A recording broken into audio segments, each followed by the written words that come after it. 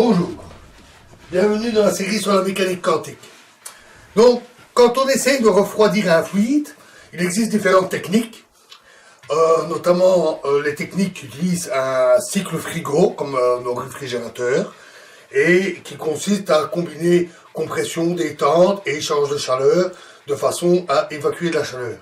Avec des processus de bonne qualité, on peut facilement liquéfier, par exemple, l'air, ce qui permet d'obtenir des fluides de basse température.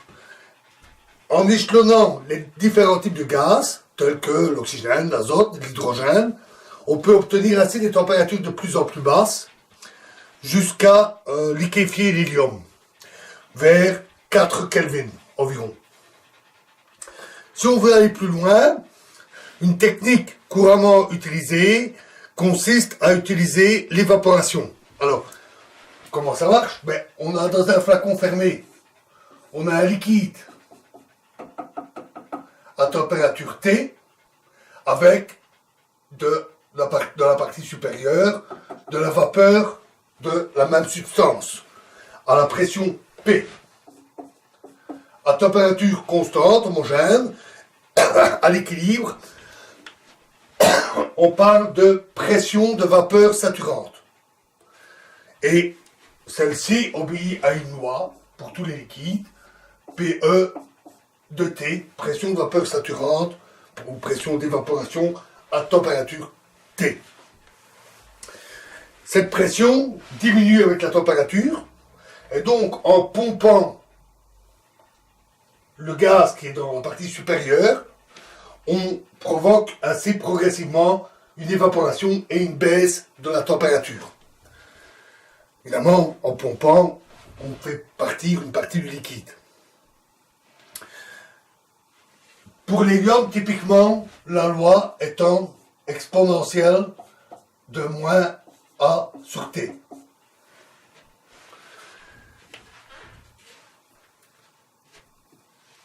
Et plus on pompe, plus il devient difficile de diminuer la température.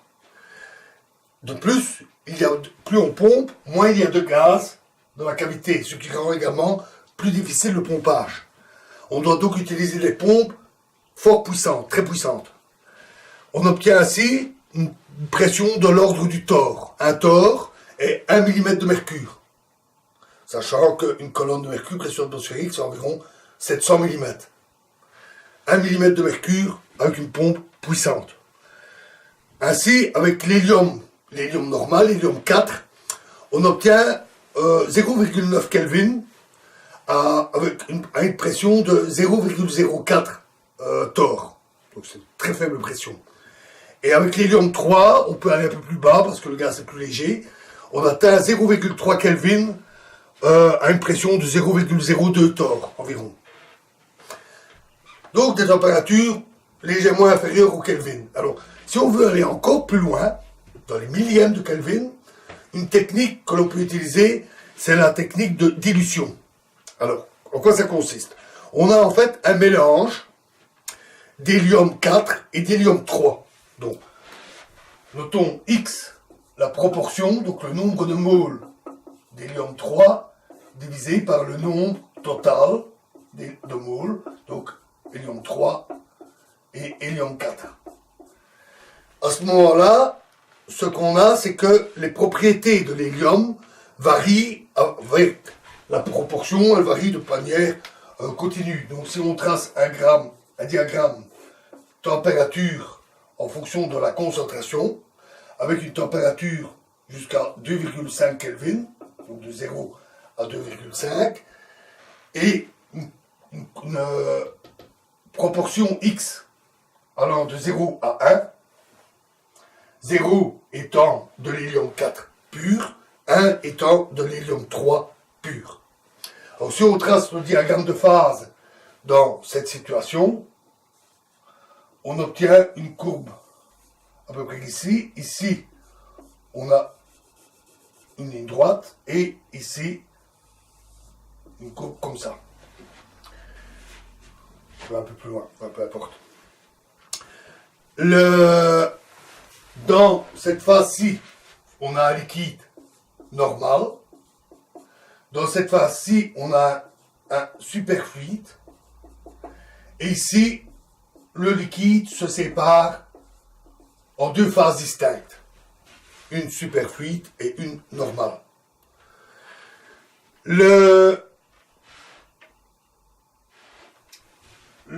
point ici où le liquide est toujours superfluide est à environ une concentration de 6,4%. Petite concentration. Alors, si on appelle ici le point B, le point A, le point B, le point C, le point C',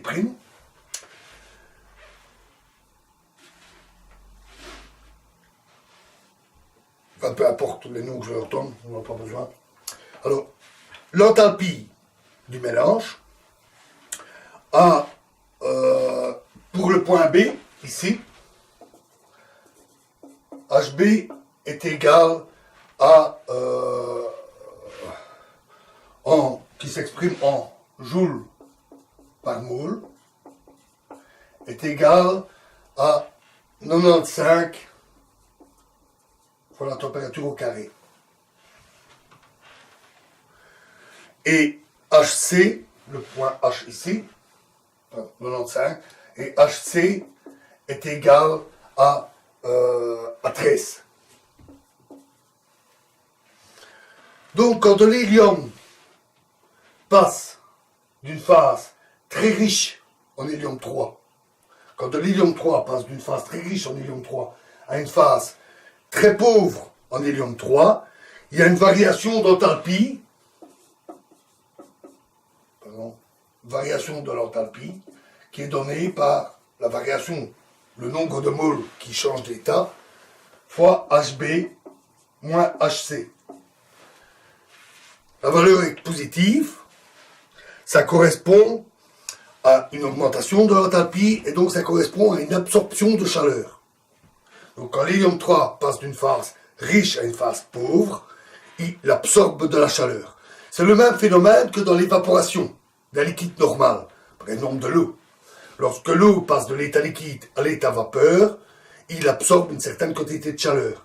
C'est de cette manière que fonctionne la transpiration. Quand vous avez trop chaud, vous transpirez, la transpiration s'évapore et absorbe une partie de la chaleur, de l'excès de chaleur de votre corps.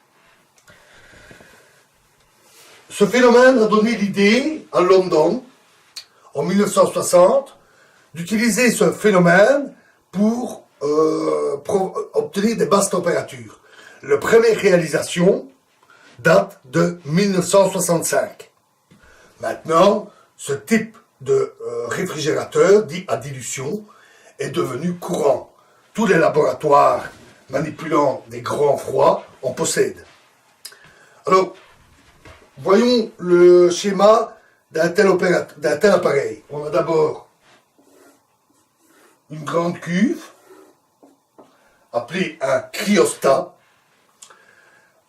qui contient de l'hélium ordinaire, de l'hélium 4, pardon, pas spécialement riche ou pauvre en hélium 3, avec un système de refroidissement, et par exemple, un système de refroidissement par évaporation, par aspiration, qui permet de maintenir une température qui est fixée à 1,3 Kelvin, typiquement.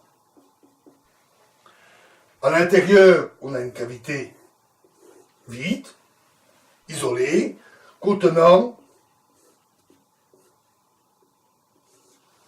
un bac avec cette fois-ci un liquide, typiquement dans ces phases, dans cette zone-là, avec deux phases. On a une phase riche en hélium 3 et une phase plus pauvre avec de l'hélium 4 et de l'hélium 3. L'hélium 3 étant plus léger que l'hélium 4, la phase se place au-dessus, elle décante. Ensuite, on a tout un dispositif. On a ici un évaporateur qui va contenir du liquide, qui va s'évaporer, de l'hélium bien sûr, qui arrive dans une pompe, en fait un compresseur. Ici, on a un échangeur de chaleur dans le cryostat et qui alimente la phase en hélium 3. Et dans la partie pauvre, le liquide est prélevé. Les deux colonnes ici forment un double échangeur de chaleur et remontent, alimentent l'évaporateur. Donc le cycle commence par de l'hélium 3 quasiment pur dans l'évaporateur. Il est à une pression d'environ 1 centième de torr, à une température d'environ 1,3 Kelvin. Il est comprimé jusqu'à atteindre une pression typiquement d'une vingtaine de torr. Il passe dans l'échangeur où il va se mettre à la température de 1,3 Kelvin de l'hélium ici. Cette cavité du cryostat sert de source chaude au cycle. Tout est relatif. Ici, on est quand même à 1,3 Kelvin, donc environ à moins 272 degrés. Mais c'est la source chaude. Ensuite, il passe ici dans l'échangeur. Il se refroidit au contact du tube ici où un fluide plus froid circule et alimente la phase riche en hélium 3. Alors l'hélium 3 va diffuser dans le fluide plus pauvre en hélium au fur et à mesure qu'on alimente. Il va diffuser à l'intérieur et comme l'hélium 3 est plus léger, par diffusion, il va remonter dans l'autre tube. L'hélium 4 étant plus lourd, il exerce une pression dite pression osmotique qui pousse l'hélium 3 à monter dans le tube. Arrivé là, il se réchauffe légèrement et repasse dans l'évaporateur où il va alors alimenter la suite du cycle. Et le bac ici sert alors de source froide. C'est la partie que l'on refroidit. Alors la quantité de chaleur lors d'un cycle est donnée par 82 fois le nombre de moles par seconde qui circulent dans le dispositif.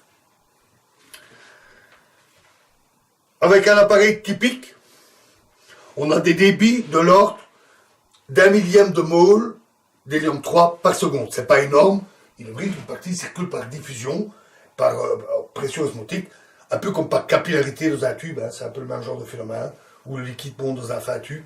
Donc c'est pas très très rapide, 1 millième de mole par seconde. Et la puissance de réfrigération est de l'ordre de 2 millièmes de watts à 200 millièmes de Kelvin et de 100 millièmes de watts à 20 millikelvin. Donc on voit que plus la température baisse, plus la puissance de réfrigération de l'appareil diminue, et donc plus il est difficile de refroidir le fluide. Typiquement, dans la phase riche en hélium ici, on atteint des températures de l'ordre de 2 millièmes de Kelvin. Typiquement, des sons plus bas est pratiquement impossible. Il y a toujours des fuites thermiques, et donc, même avec la meilleure isolation du monde, difficile d'aller plus bas. C'est à peu près équivalent à ce qu'on obtient sur le refroidissement appelé refroidissement adiabatique électronique. Nous verrons ce procédé plus tard. Et on obtient là aussi des millièmes de Kelvin. Pour aller plus bas, il faut encore d'autres techniques. Et chacun de ces procédés a divers avantages et inconvénients. Par exemple, on l'a vu, je l'avais déjà dit, l'hélium a une faible capacité calorifique. C'est un mauvais fluide réfrigérant. Donc, c'est pas toujours très pratique de l'utiliser comme fluide pour obtenir des millikelvin. Par contre, on peut en obtenir des quantités appréciables. Le refroidissement adiabatique que nous verrons permet de refroidir toutes sortes de matériaux. y compris le matériau que l'on veut étudier à basse température. Par contre, il ne permet que d'obtenir que des échantillons de très petite taille. Donc chacun a ses avantages et ses inconvénients. Alors voilà une application des techniques de froid que l'on obtient avec l'hélium. Dans la prochaine vidéo, nous allons changer totalement de sujet. Nous quittons la statistique de Bose-Einstein pour passer à la statistique de Fermi-Dirac. Nous en verrons un peu moins sur le sujet, mais évidemment nous devons l'avoir aussi. Alors là, nous commencerons par planter le décor. Donc nous verrons la loi de répartition, ainsi que ce qui est appelé la fonction de Fermi. Je vous remercie.